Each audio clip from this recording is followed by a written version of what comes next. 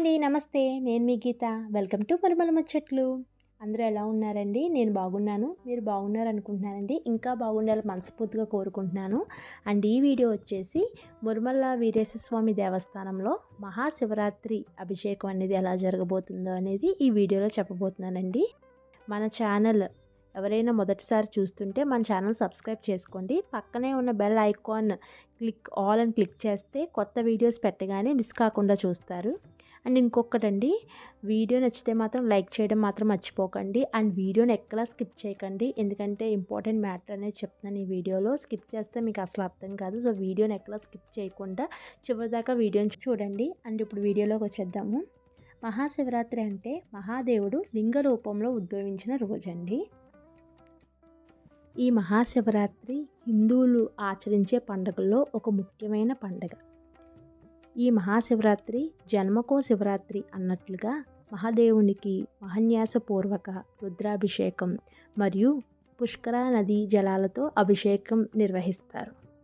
పుష్కర నదీ జలాలతో అభిషేకం అంటే మన దేశంలో పుష్కరాలు జరిగే 12 నదులను అనగా గంగా, నర్మదా, సరస్వతి, యమున, గోదావరి, కృష్ణ, కావేరి, భీమారది, పుష్కరిణి, తుంగభద్ర, సింధు, ప్రణిత ఈ నదులను తీసుకువచ్చి స్వామివారికి మహాశివరాత్రి రోజున అభిషేకము జరుపబడును.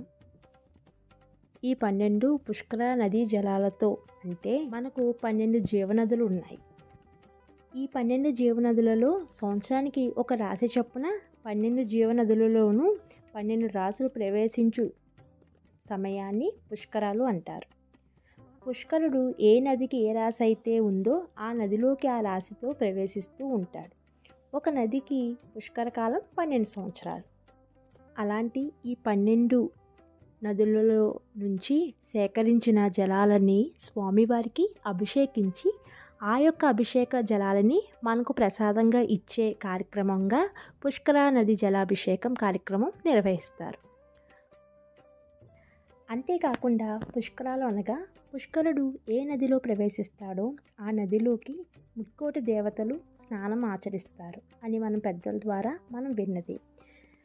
అలాగే మనం పుష్కరాలలో నది స్నానం చేసి పితృదేవతల కార్యక్రమాలు ఆచరించుకుంటాము.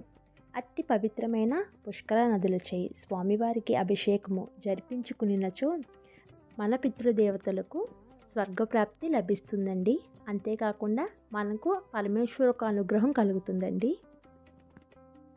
మరి అలాంటి విశేష పుష్కర నదీ జలాలతో అభిషేకం మన గోత్రనామాలతో మహాశివరాత్రి రోజున జరిపించుకోవాలనుకుంటే ముందుగానే టికెట్ తీసుకోవాలండి. దీని టికెట్ రేట్ వచ్చి 200 రూపీస్. అండ్ ఇది జరుగు సమయం అంటే మహాశివరాత్రి రోజున ఇది ఏ సమయానికి స్టార్ట్ చేస్తారంటే మార్నింగ్ 9 o'clock స్టార్ట్ చేస్తారండి అభిషేకం. ఎవరైనా టికెట్ తీసుకోవాలంటే ముందుగానే టికెట్ తీసుకోండి.